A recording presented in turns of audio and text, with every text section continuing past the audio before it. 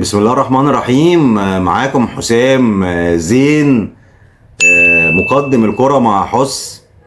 في الحقيقة يعني أنا سعيد جدا جدا بتواجدي النهاردة في لقاء خاص وحصري مع الإعلام الكبير طارق رضوان، كادر مهم جدا إعلاميا على المستوى الرياضي المحلي والعربي كمان يا جماعة. كوادر محترمة تقدر تفيد الكرة المصرية والرياضة المصرية، كوادر مثقفة وعنده خبرات في الإعلام كبيرة جدا جدا. جمعني معاه لقاء هذيعه لحضراتكم دلوقتي، واستنوني بعد اللقاء في أخبار حصرية وكواليس مهمة جدا جدا حدثت في نادي الزمالك.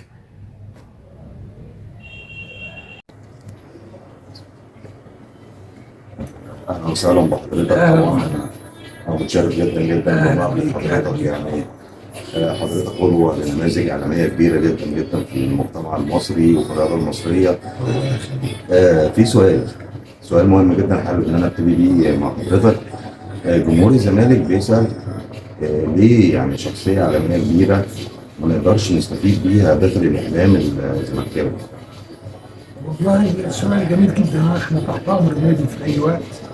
انا توليت قبل كده مصر كتير في النادي، ولو النادي عايزني في حاجه وما اتاخرش عليه. انا كنت ماسك رئيس تحرير المجله في 2007 و2008 و2009. انا كنت اسست موقع رسمي. انا عملت مسؤول عن الاعلام في النادي برضه الفترات. النادي مش غريب عليا، وانا يسعدني ويشرفني يعني لو في طلب في اي موقع انا ما بتاخرش عليه. ده شرف لينا جدا. عايزين كلمة من حضرتك برضو لجمهور نادي الزمالك عن ماتش السوبر، رأي حضرتك ايه في الماتش؟ وحابب ان انت توجه اي رسالة لجمهور نادي الزمالك. مبروك للزمالك طبعا، هارد لك للاهلي. الزمالك عمل مباراه جيده، لعبته كانت رجاله. الدافع المعنوي كان عندهم اكبر، الاستحواذ كان اكبر، المحاولات الهجوميه على المرمى كانت اكتر. لاعب زي عبد الله السعيد قدوه، عدى 38 سنه ومجهوده من الدقيقه الاولى للدقيقه الاخيره بنفس القوه، شيء رائع. محمود بن تايك اول مباراه يلعبها، اللعيبه بتاخد فترات عشان يتاقلموا، فبالك لما تجيبه زي ما بيقولوا من الدار للنار ويلعب مباراه رائعه جدا ويساهم بنسبه كبيره في فوز الزمالك بالسوبر. عواد اللعيبه الحقيقه كلها كانت نجوم، عمر جابر. والجانب الاخر النادي الاهلي يمكن كان لعبته خارج شويه عن التركيز، خاصه بعد الاحتفالات يعني اللي كانت قبل المباراه. ويعني طبعا الزمالك عمل مباراه من افضل مبارياته، واتصور بطوله السوبر الافريقي دي بطوله مهمه جدا، لانه بطل ابطال الدوري مع بطل الكونفدراليه، مباراه بيبقى لها طعم وتسجل في التاريخ. الناس لغايه النهارده فاكره مثلا كاس السوبر 94 ايمن منصور، الناس هتفضل فاكره برضه الماتش ده بتاع 2024. اسال برضه حضرتك سؤال تاني. يعني طبعا يعني عارفين ان حضرتك انتماءاتك واصولك يعني كلها اصول زملكاويه اصيله. حضرتك شايف ايه المرحله القادمه يعني ينقص نادي الزمالك للاستمرار على نفس الاداء ويقدر ان هو يعني يلبي طموحات جماهيره؟ الزمالك محتاج لدعم، يعني ليس بالضروره ان انت كسبت يبقى خلاص وتتوقف، لا، انت لازم تدعم. انت محتاج مراكز كتير عندك ناقصاك، يعني مركز قلب الدفاع السيرد باك ده محتاج، لانه عدد اللعيبه اللي بتلعب فيه. انت بتجيب محمود السوسي اللي هو حمزه المسوسي اللي هو في اليمين، بتجيبه سيرد باك عشان النقص اللي عندك. فلازم ان انت تستعين او يكون في تعاقد مع لاعبين مميزين، بجانب وجود طبعا المجموعه الموجوده حاليا. خط الوسط والمدافع محتاج برضه. الفراوده لسه بقى هنشوف اللعيبه اللي جت دي اخبارها ايه وامكانياتها ايه، لكن دي الحاجه الثانيه انه اللعيبه لازم تعرف انه بالاصرار وبالروح وبالعزيمه اي حاجه تحت. في سؤال تاني برضه مهم جدا جدا، يعني اثار ضجه في الفترات الاخيره بالنسبه لنادي الزمالك. عايزين نرد على الشائعات ازاي. يعني في جمهور نادي الزمالك دايما بيحس ان في شائعات كتير جدا كل شويه. يعني اجابه بسيطه قوي، سؤالك جميل جدا، وانا يعني اول مره تصيبه، بس هقول لك ازاي. الرد بسيط قوي. احنا عملنا في 2007 انا شخصيا بعتز ان انا كنت تقدمت بفكره عمل موقع رسمي. الموقع الرسمي ده عمل نجاحات كبيره جدا. طيب هتقول لي ما في متحدث رسمي، استاذ احمد سلام عمل مجهود كبير، لكن هل كل ما تطلع شائعه هيروح الراجل طالع ومسجل كلمتين او يعمل هوا؟ يعني هيطلع بقى كل ساعتين 3 ساعات، يطلع كل يوم 7 8 مرات؟ لا يمكن. الراجل بيطلع كل 3 ايام 4 ايام، فطبعا ده وقت كبير. ايه الحل؟ الزمالك يعود له الموقع الرسمي ده. انا ما اعرفش توقف ليه في 2010 2011 بعد ما مشيت ولا اعلم. هتقول لي طب الموقع ده بيرد على الشائعات ازاي؟ انت بتقول مثلا ان محمود بن تايج لن يشارك وان المدير الفني طلعت شائعه كبرى، يطلع بخبر جوميز يشيد قبل المباراه، جوميز يشيد بمحمود بن تايج ويضعه في اولوياته للفتره القادمه. جوميز مثلا يضع في الحسبان في مباراه الاهلي والزمالك او الزمالك والاهلي فلان كلاعب اساسي. يبقى انت كده بشكل غير مباشر انك ما تقدرش الموقع كل ده تطلع تقول ينفي ينفي ينفي، الناس تضحك على اللي ماسك، لكن كل خبر يطلع تقدر تطلع تنفيه. مش عارف زيزو انتقاله وبتاع، تقدر تطلع بخبر مثلا زيزو يتدرب مع الفريق ولا مشكله في التجديد مثلا، من غير ما تنفي ولا حاجه. فالموقع الرسمي ده مهم جدا جدا جدا، وهو الناطق الرسمي بجانب وجود الاستاذ احمد سالم كمتحدث رسمي. يعني انا سعيد جدا جدا طبعا بتواجدي مع حضرتك، ويعني نتمنى لحضرتك التوفيق ونادي الزمالك اللي كلنا بنعشقه وبنحبه كل التوفيق. ميرسي جدا جدا لذوقك. شكرا لحضرتك، شكرا لكم، تحياتي.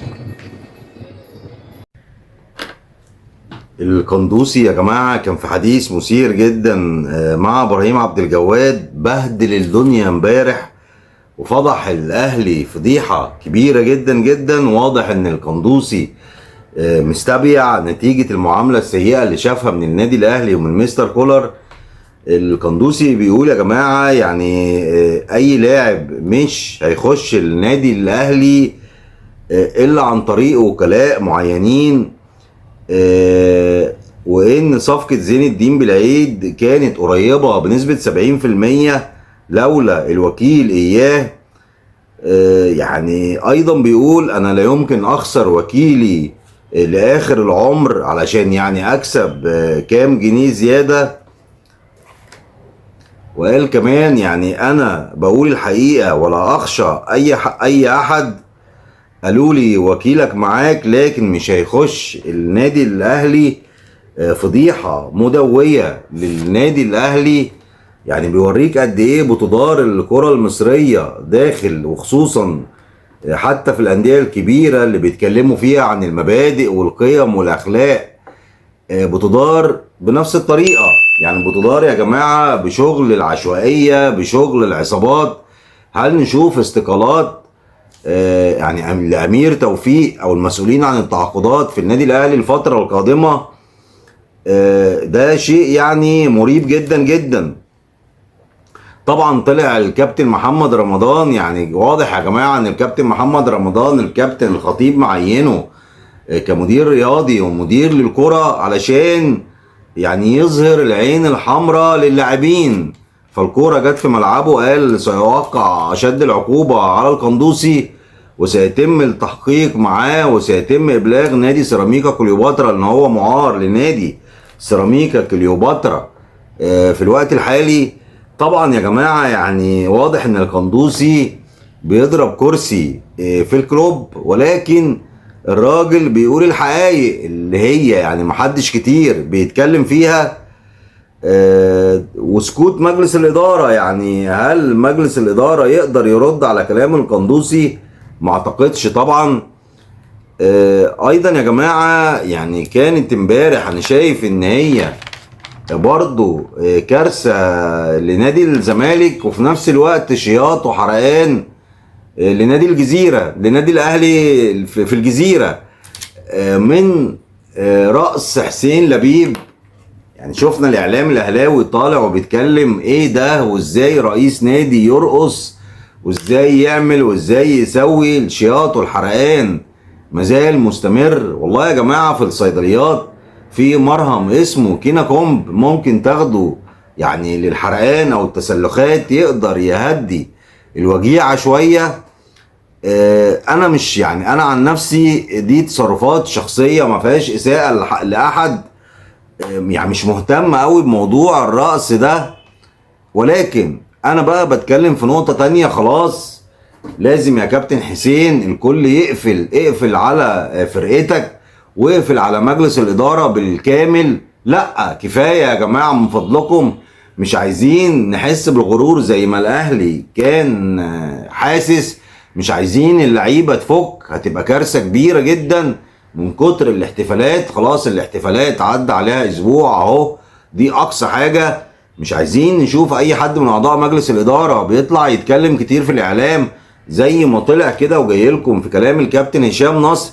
لان زيزو النهارده بلغ الكابتن حسين لبيب والسيد ممدوح عباس يعني غضبه من تصريحات الكابتن هشام نصر لما قال ان زيزو بيستقوى بحب الجماهير. طبعا زيزو يعني قال للكابتن حسين لبيب والاستاذ ممدوح عباس يعني ان الكابتن هشام نصر عايز يقلب الجماهير عليا. كانت تصريحات مش في وقتها ولا في محلها الحقيقه، وعن طريقها كمان انت كده بتدي يعني للمعسكر الاخر او للكارهين لنادي الزمالك. شفنا كميه شائعات رهيبه جدا جدا عن رحيل زيزو. ايضا يا جماعه يعني من ضمن الاخبار الجيده ان محمود حمدي الونش سافر المانيا واخد الموافقه من الطبيب الالماني علشان ينتظم في تدريبات نادي الزمالك. طبعا يعني مكسب كبير جدا جدا عودة الونش يا جماعة، بيضيف للفريق يعني غير النواحي الفنية. لاعب صلب جدا في الدفاع، من اقوى المدافعين على المستوى القارة بالكامل. بيضيف ناحية نفسية ومعنوية للاعبين بطريقة كبيرة جدا. كابتن تاريخي لنادي الزمالك هنقدر نشوفه ان شاء الله يعني في الماتشات القادمة، ولكن اكيد هيخش شوية بشوية. ما نقدرش نجزم من دلوقتي هل هيبقى اساسي في مباراة السوبر المصري القادمة مع النادي الاهلي بداية من يوم 20/10 الحالي. ايضا يا جماعة يعني الاهلي يقترب من حسم صفقة زيزو. وخلي بالكم يعني لو فعلا خلص صفقة زيزو مسؤولين نادي زد بيرتبطوا بعلاقة قوية جدا مع الكابتن حسين لبيب، ومعظم اعضاء مجلس الادارة مسؤولين نادي زد يعني بلغوا نادي الزمالك لو احنا ادينا للاهلي لاعب هنلتزم ونديكوا لاعب او اكتر من لاعب زي محمد اسماعيل وعبد الرحمن البنوبي، علشان ايضا يعني عايزين استمرار للعلاقات الطيبة مع نادي الزمالك وجماهير نادي الزمالك. فاعتقد ده هيبقى مكسب كبير جدا لنادي الزمالك. تدعيم صفوفك مهم جدا جدا يا جماعة في المرحلة الحالية. تدعيم صفوف فريق نادي الزمالك على كل المراكز، يعني لازم يبقى عندك لاعب واثنين وثلاثة في كل مركز. ايضا ان شاء الله مستر جوزيه جوميز هيوصل خلال الساعات القادمة علشان يعني نادي الزمالك يستأنف التدريبات من يوم السبت. وخلي بالكم انا واثق في لعيبة نادي الزمالك ان شاء الله رب العالمين رغم الاحتفالات الزائدة، ولكن اللعيبة عندها اصرار رهيب جدا، نفسهم اتفتحت على الفوز يا جماعة. واللي يدوق طعم الفوز هتلاقوه بيقاتل في الملعب، وهتبقى مباراة قوية جدا. لان من الناحية التانية كمان اكيد النادي الاهلي هيحاول يرد على هزيمته من نادي الزمالك. ايضا يا جماعه مستر جوزيه جوميز يعني مرشح لاعب بيلعب في الدوري، لاعب برتغالي الجنسيه بيلعب في الدوري البرتغالي، مسمينه في الدوري البرتغالي اللاعب الطياره نظرا لسرعته الكبيره جدا جدا في مركز الهجوم. ايضا يا جماعه يعني الكاس امبارح لما كان في منزل شيكابالا ورقص على انغام وشيكابالا والفنانه هنا الزاهد والكابتن عبد المنصف وزوجته الفنانه لقاء الخميسي، وكان موجود حمزه المسلوسي وعواد والجزيري، راح لمنزل الكابتن احمد سليمان. لا في الحقيقه واضح ان الفرحه كانت كبيره جدا جدا، رغم ان يعني البعض بيعترض يعني اول مره نشوف الكاس بيلف على منازل اللاعبين وعلى منازل مجلس الإدارة. أيضا في احتمالية لخروج سيف فاروق جعفر ومهاب ياسر للإعارة. ومحمد عاطف بيسأل طب أنا مصيري إيه مع نادي الزمالك؟ يعني اللاعب متضرر وعلى مجلس الإدارة يا ريت طبعا إن هو يبلغه يعني بقراره عشان يلحق يشوف نادي يتعاقد معاه. الاثنين القادم ان شاء الله رب العالمين ميعاد قرعه الكونفدراليه وقرعه دوري الابطال. يا رب كل التوفيق لنادينا الملك الحبيب.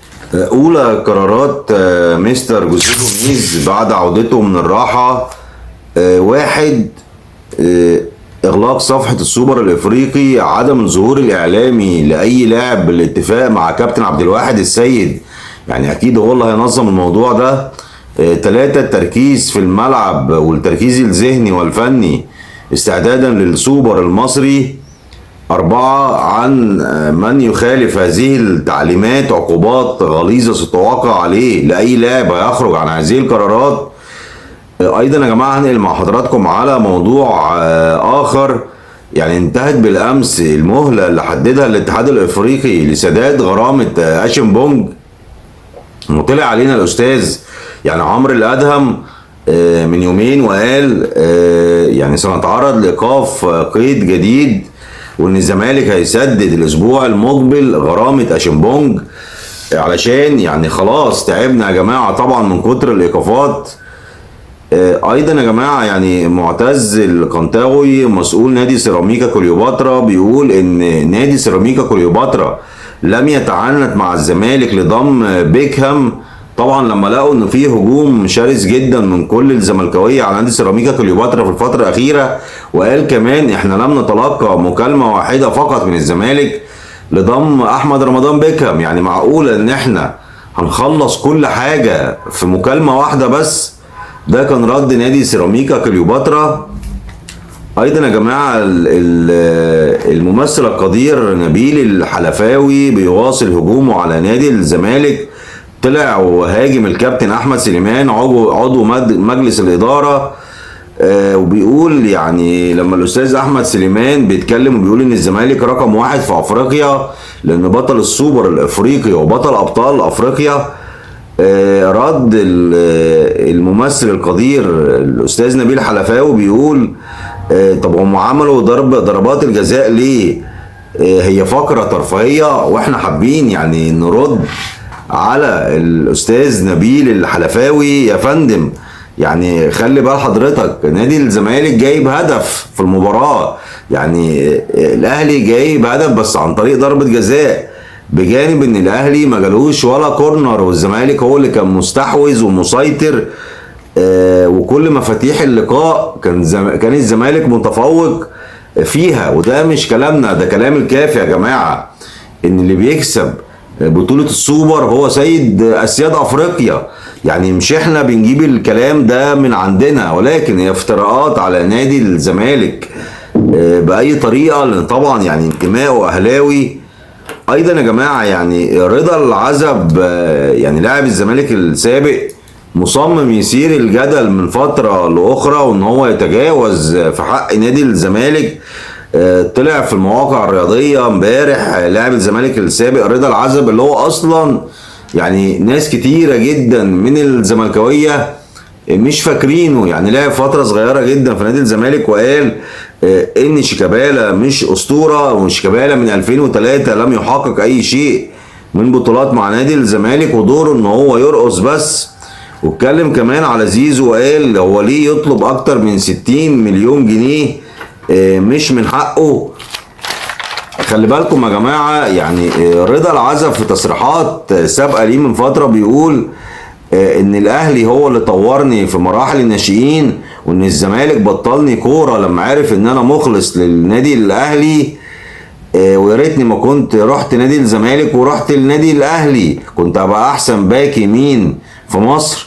واضح يا جماعه ان في حقد دفين من رضا العزب. وطبعا يعني انا يعني اشك كمان ان ممكن بتبقى فيه المواقع دي بتدي فلوس لاي حد بيطلع يتكلم، ولكن على الكابتن حسين لبيب اللي هو لسه كان قايل في تصريح شهير ليه من يومين مع سيف زاهر في مقابله تلفزيونيه قال ان انا هرد على اي متجاوز في حق نادي الزمالك. لازم نادي الزمالك يا جماعه يبعت شكوى للمجلس الاعلى للاعلام يقاضي مثل هذه المواقع ومثل هذه القنوات. ما ينفعش ان كل من هب ودب يتطاول على نادي الزمالك. يعني كرامه نادي الزمالك على المحك، واحنا اتكلمنا في الموضوع ده يا كابتن حسين، ويمكن انت قلت حضرتك كمان اللي انت هتبطل اي حد يتكلم على نادي الزمالك، هتبطله ان هو يطلع في الزور الاعلامي بلهجه تهديد ووعيد شديده جدا. نتمنى ذلك يا جماعه، وان شاء الله يعني مستر جوزيه جوميز ومجموعه اللاعبين، مجموعه لاعبين نادي الزمالك يقدروا يفرحوا جماهيره بالسوبر المصري القادم اللي هيتلعب يوم 20 و24 اكتوبر الحالي. كل التوفيق لنادينا الملك الحبيب، وما تنسوش يا جماعه لايك وشير واشتراك في القناه. كنت معكم حسام زين في الكرة مع حس، تحياتي لكم.